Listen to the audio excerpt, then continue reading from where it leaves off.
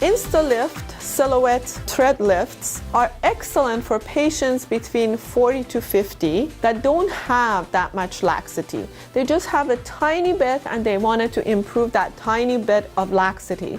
That would be a perfect idea for those patients. These are thread lifts. This is how they look.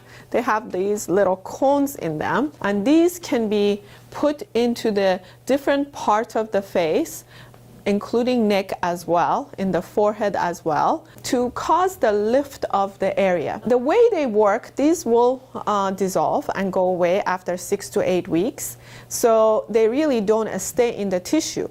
But what they do, as you can see, these little cones, they would create a anchoring collagen formation in the tissue to keep the tissue in the where we actually lift the tissue.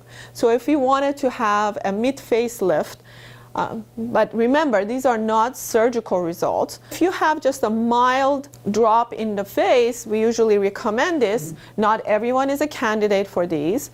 If you have a lot of skin laxity, really surgery is the real true treatment for those patients. The results are very actually desirable and patients are very satisfied. We discuss the results with the patient and the patient is very well aware of the amount of improvement they get with these thread lifts.